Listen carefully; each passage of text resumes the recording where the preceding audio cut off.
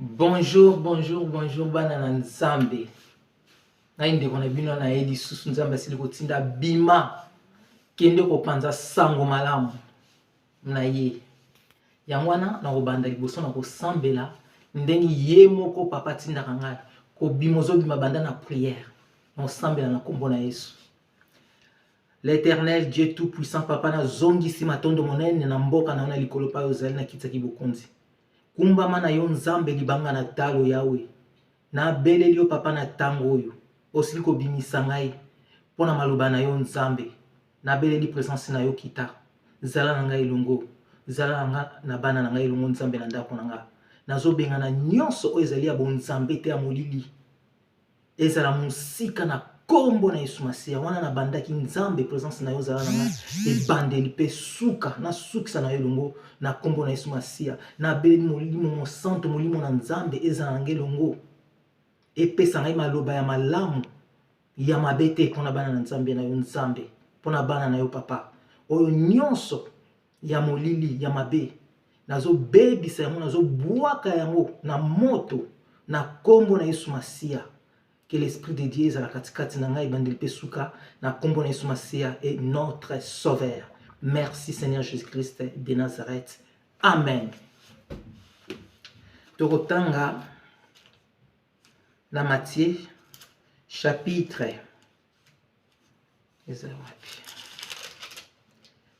Matthieu chapitre 2 verset 1 jusqu'à 2. Na kotanga mbala moko pe nazo limbola mo na lingala. Parce que son alobi na tanga mbala moko tina soka après na limboli yango na lingala après tant suna ko bosana be critiquer mususu pona ko limbola na lingala. Donc nazo tanga pe mbala moko nazo limboli kolimbola na lingala na kombo na Yesu Masia. Merci. Totangi liloba na nzambe na Matthieu chapitre 2 verset 1 à 2. Jésus étant né à Bethléem en Judée au temps du roi d'Hérode. Jésus abotamaki na Bethléem na Judée na temps ya roi d'Hérode. Voici des mangers d'Orient arriveront à Jérusalem. Donc, ezalaki na bato, bautaki d'Orient bayaki na Jérusalem. Donc, ce sont des mangers d'Orient. Donc, baza ba passager bato bautaki na Orient. Et diront, où est le roi des Juifs qui vient de naître? Balobaki wapi roi ya juif oyo auti kobotama. Car nous avons vu son étoile en Orient. Tomoni étoile na ye na Orient. Et nous sommes venus pour l'adorer. Toye pona kokumisa ye pona ko adorer. C'est la parole du Seigneur. Bien-aimé, awa balobi biso naissance ya Jésus-Christ. Bana nzambe wapi amour oyo nzambe apesa kati na yo yo kolandanga. Nzambe apesa amour mingi epai na yo mais onegligeaka. Oyebaka te ke nzambe mutakelaki yo mutatindaki yo na mokili oyo. Nzambe atinda biso na mokili pour une but. Atinda biso kaka te bien-aimé to yaka bote ovandaka. Tango na yo soki esili kokoka kovanda te telema. Telema bimisa batala na yo oyo za nango oyo nzambe atie kati na yo. Bimisa yango bien-aimé. Premier amour oyo nzambe apesa kati na biso. Ezali amour premier jour na yo bien-aimé ya naissance na yo. Yangwana amour ya malamu ya liboso nzambe asalaki kati na yo. Bato mosusu bakoloba azo souffrir. Nzambe ozotika bien-aimé na nga ba souffrir nga. Tala ndenge bazosala nga. Mais bien-aimé bana na nzambe eloko na koyebisa bino. Silence ya nzambe ezalaka liboso ya mutama ezalaka liboso na mutu oyo azana masumu oyo asalaka masumu pardon. Absence ya nzambe ezali epai na mwana na nzambe te. Pourquoi? Parce que nzambe l'air apuniraka mutu oyo ya masumu akopunir ye na silence na ere yozolela lela nzambe ozotika ye okopunir ye mokolo nini. Azotambola na siran azotambola na silence ya nzambe parce que nzambe akozwa ye na silence nyonso akofrape ye na silence nyonso. Mais epai na bana na nzambe absence ya nzambe ezalaka te. Silence ezalaka epai na bato na masumu parce que nzambe akofrape ye na silence yo toujours molimo na nzambe ekozala katikati na yo ata bazosala yo mabe. Nakokumisa nzambe parce que nazalaki ya kovanda ya kolala na bolingo na ye asili kotelemisa ngai. Soki nzambe atelemisaki ngai te natambola ndele ngai lelo naza te. Yango na ye liboso na bino nzambe émission oyo nalingai nasala yango banda kala. Molimo na nzambe lobi na ngai sala émission oyo lobi nalingaki nasala yango. Nayebisi nzambe nasa motema nazomedite na bi Seigneur nakosala yango lobi nakosala yango lobi yango lelo nasali yango. Bien-aimé toluka molimo na nzambe toluka Yesu Masiya oyo nyonso bakosala bana na nzambe mabe suka nango ezali. Chaque chose en son temps. Likambo na likambo bien-aimé eza na ntango na yango. Tika barenye me bayebaki mokolo moko kaka ekozala suka na bango. Nakobenir liboso bato bazosala ngai mabe oyo bazosala biso mabe. Nzambe bénir bango. Bénir bango. Mais protection na yo Yesu Christo ezala katikati na biso. Mokili ekoloba ndenge elingi koloba menga nakotikaka Yesu Masiya te oyo azobatela biso butu moyo oyo azobundela biso azokomimonisa na ere azosala makambo. Boluka molimo na nzambe. Boluka molimo na nzambe. Nzambe azali malamu soki oluki ye oye epai na yo epai na ye pardon akoboya yo te. Akoboya yo te akoyamba yo na masumu na yo. Soki ozo reconnaître que osalaki lisumu osalaki mabe olongwe na lisumu oye epai na nzambe ekozala esengo mingi na likolo. Ekozala esengo makasi epai na nzambe. Ekozala malamu mingi ndeko oyeba nzambe nini oyo yo osambelaka. Ekozala malamu mingi mpona yo. Mais soki ozosambela nzambe oyo oyebi te ezali mabe mpe kufa mpona yo. Mais soki oyebi nzambe oyo ozosambela ekozala malamu mingi mpona bomoto na yo. Nzambe azali malamu. Chaque fois nalobaka nzambe aza malamu. Soki nzambe etendele biso toza te. Tala mokili ndenge ekomi. Bato bakomi obsédé kaka na bavirus. Tala bato nde bakobimisaka baprofesia ya lokuta. Soki oza na bonzambe kati na yo molimo na nzambe koparle kati na yo. Molimo na nzambe ekolobela yo. Nga na mitika nyonso na maboko na nzambe. Quel que soit virus ou pas.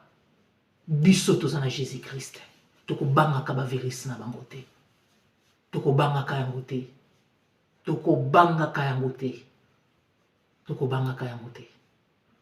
Soki nzambe alobi ke mutu wana kozala nango akozala nango.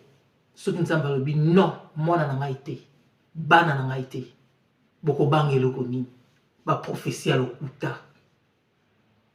Soki nzambe alobi na likambo te. Eloko te.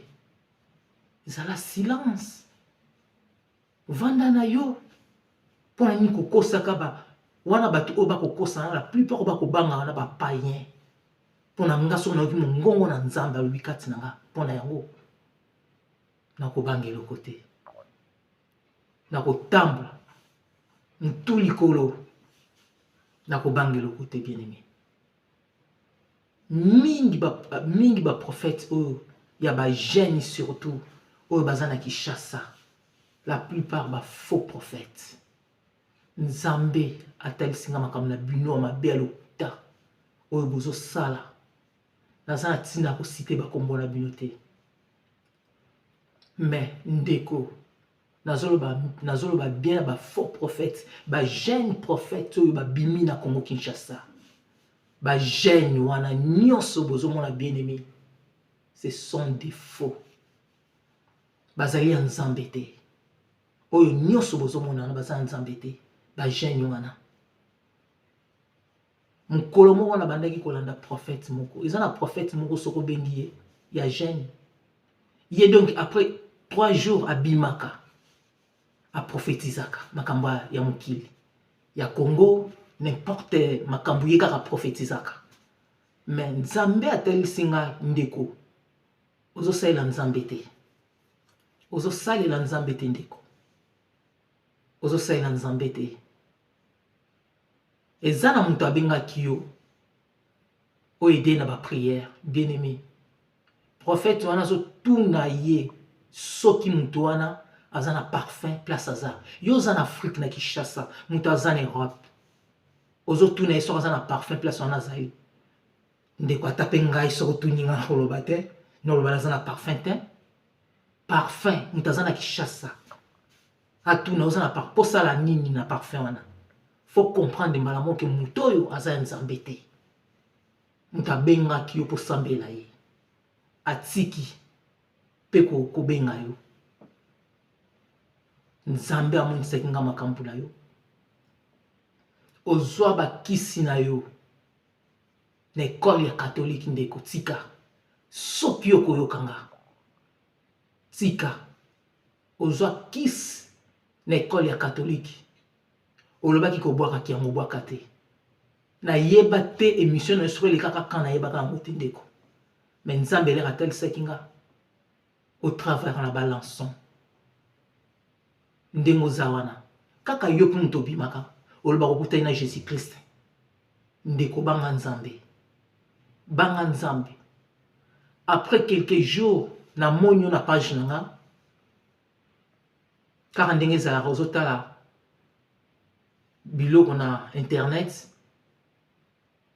obimi na kati ya page na nga nalingi nalekisa yo parce que nayokaka déjà message na yo ya mabe epai na nzambe parce que nga soki nzambe aparle ke mutu aza boye aza ya nzambe te natalaka lisusu te nalingi nalekisa yo kaka page na yo molimo na nzambe interpele nga elobi na ngai landa ye bandeko nalandi frère wana prophète wana donc oyo nzambe alobi kati na ngai prophète wana abimisi yango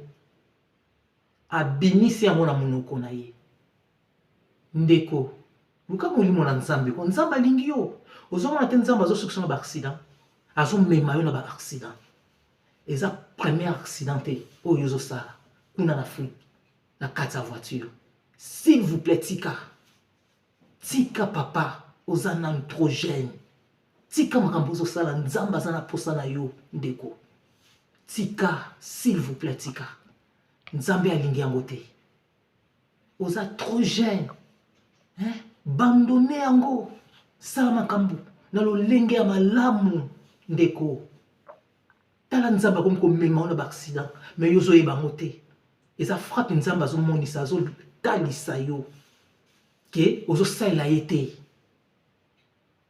sikoyo tokoki kozala nini mpo na yo ndeko doze tika eza nzela malamu te tika na yo parce que nzambe aparlaki nga yo moko soki koloba yango olobi oyo nzambe aparlaki nga na yo koyoka yango na monoko na yo moko oyo kotémoigner est ce que nzambe wana akosi te ndeko tika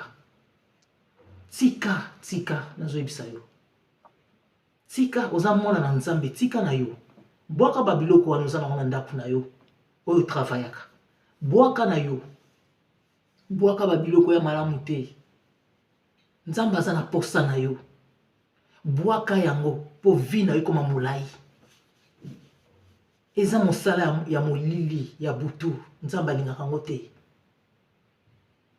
ozoya liboso na bato ozoteya ozoloba makambo na nzambe entre temps omona na yo jésus christ te omona ye te papa nzambe amonaka biso biso tomonaka ye te nde aparlaka kati na biso moto moko te akolobaka amonaka jésus christ aza te mpe akotikala kozala te bamonaka nzambe te me toyokaka ngongo na nzambe elobaka kati na bana na nzambe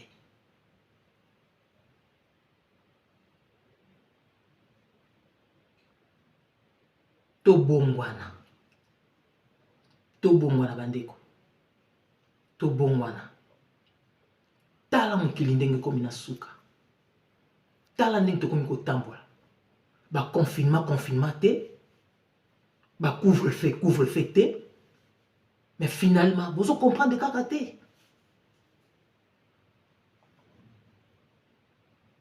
vous comprenez pas toujours bozo comprendre te bolingi nini nzambe alobala bino nini nzambe lelo soki ayakiti biso nga nakozala pene biso tokozala penepene na ye parce que tozosambela ye moto akotinda biso na solo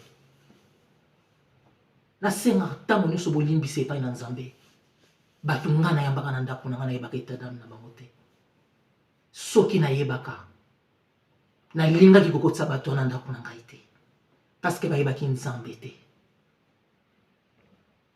nzambe alimbisa bango apambola bango mais protection na ye ewumela katikati na biso ke akontinue kobundela biso liboso ya bato ya mabe oyo bazokoka kosalamaka mabe tout le temps na kati na ndako na biso nzambe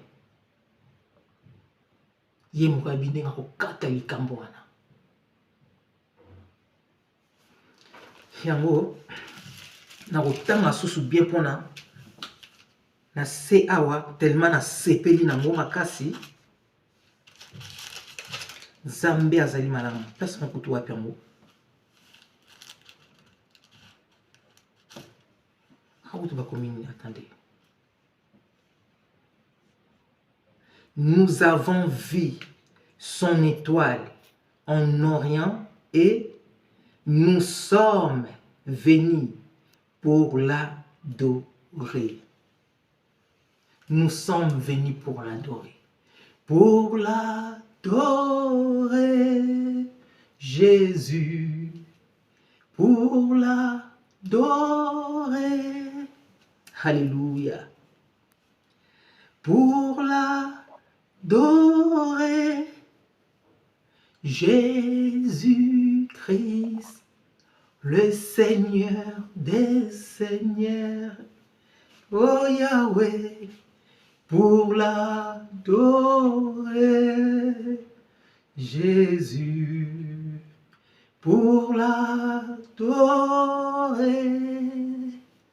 Jésus, pour l'adorer, Jésus-Christ de Nazareth. Alléluia, oh Jésus. Je t'aime, mon Dieu, je t'aime, mon roi, je t'aime, mon Père. Pour l'adorer, oh Jésus. Pour l'adorer, Jésus. Nous sommes venus pour l'adorer. Oh Jésus, Jésus, oh Seigneur, Alléluia. Na ndenge na lingilaka nzambe oyo yawe, oh nzambe, zwa lokumu. Pour l'adorer,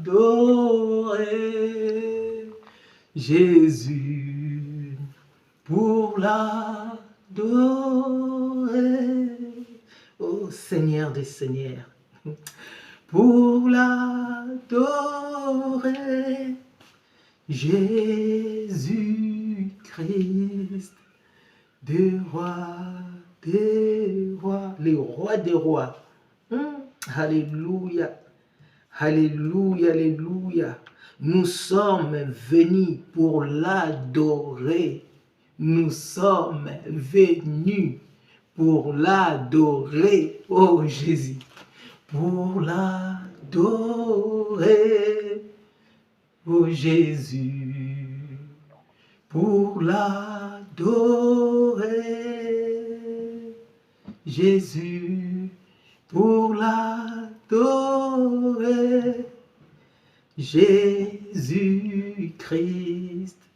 le roi des rois. Alléluia. Je t'aime, mon Dieu, je t'aime, mon Père.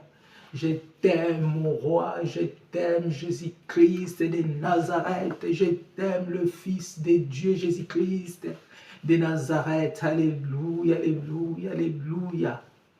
Amen. Bien-aimé, Nzamba batte la bino, a protéger bino, a pambola bino, pa ibozali bozwa makasi ya kosambela tango nyonso.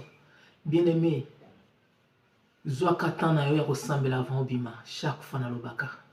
Prière koka kozosala wana 3 minutes wana yango bando protéger kayo na ero zo bimozo ke musala osambeli otiki nzela musala maboko na Nzambe. Avant bana babima bakende classe zwa bana sambela na bango ilongo yozo sambelo zo loba bana bazo répéter bien-aimé babimi bakei classe ndenge bakobimela pe ndenge bakozongela na kombo na Yesu makila na Yesu protéger bango partout bakokende kolia na bakantine partout na transport le sang de Jésus protéger bango bien-aimé kotika kaka bana bongo te tala mokili eza malamu te mokili eza kobeba bandakala kaka sikoyo te makambo mabe banda nango kala ya kala kaka sikoyo te bien-aimé tia famille na yo na mabondeli bondelaka oyo nyonso bakosalaka bino mabe oyo nyonso bakosalaka biso mabe totiki na maboko na Yesu Masia. Toza na tenter ya obimaka devant les gens pour insulter les gens. Non, moi je n'ai pas le temps pour insulter les gens. Non, je ne veux pas. Je ne veux pas ça, non. Liboso na banda ki kobima na kanda tellement basalinga mabe na batu. Na na kanda tamso nazo finga me mwana na Nzamba finga rate. Na comprendre yango mwana na Nzamba finga rate. Ba kanda na ko finga izlongwa izala musika. Na koya pona iloba na Nzambe ndenge ye moko atindinga na koya te pona na insulter batu. Non, non, non et non. N-O-M, non, non. Na lingi yango te. Na lingi yango te. Na lingi yango te. Soki na kobima. Na kobima. Pona na loba oyo Nzambe atindinga. Ke pona ko insulter batu. Non, non, non, non, non. Non, ce n'est pas bien. Non. Na koki yango te Nzambe. Sokola nga Nzambe kati na makila na yo. Sokola monoko na nga langue na nga kati na makila na yo. Oyo nyonso bosoto. Maloba ya mabe kobetisaka bana Nzambe mabaku. Ezala musika papa. Na bomoi na ngai te na monoko na ngai te. Délivre ngai na bana na nga na famille na nga. Délivre ndako na nga. Délivre banzela na nga kotambola. Kobima na biso pe kozonga. Bomba biso na sena mapapu na yo Nzambe. Batela biso butu moi. Présence na yo. Ezala na biso butu moi. Na ndenge zo continue ko batela ko bundela biso. Liboso ya bato ya mabe. Merci Seigneur Jésus-Christ. Que Nzambe abatte la bino, a pambo la bino, a bénir bino. Merci tout mon ami Mbalasima. Amen.